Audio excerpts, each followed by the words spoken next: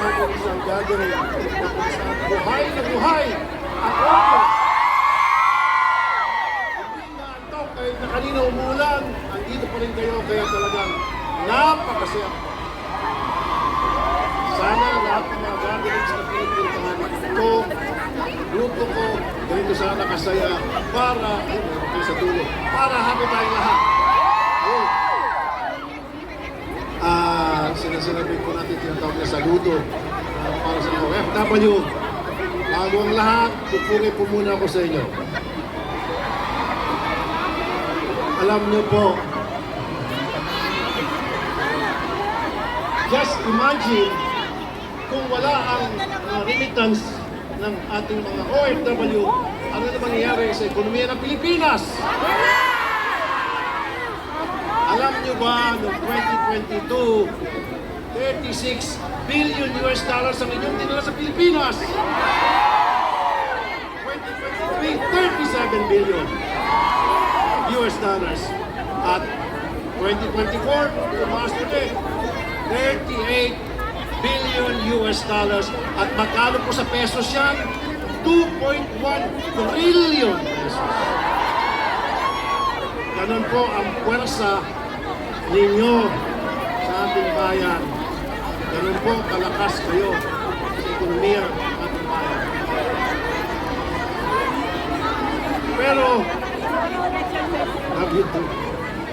Pero, hindi naman po siguro masama kung tayo'y mangarap. Ano po? Sabi nila, libreng mangarap.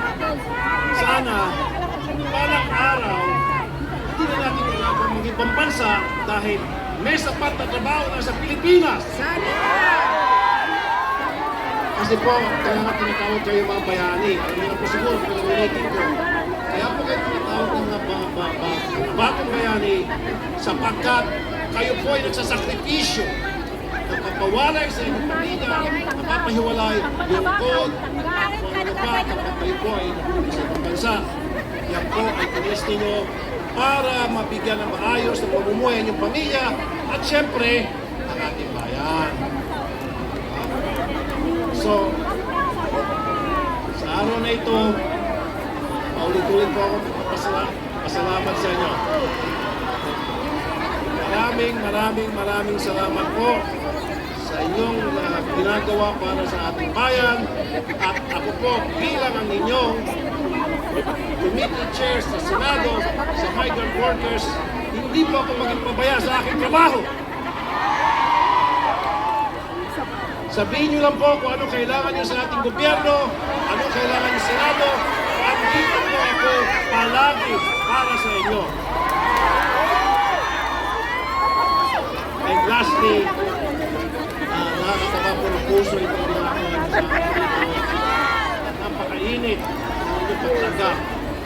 Ako po, muli, akong babang nagpapasalamat sa inyong lahat. Mabuhay ang mga OFW!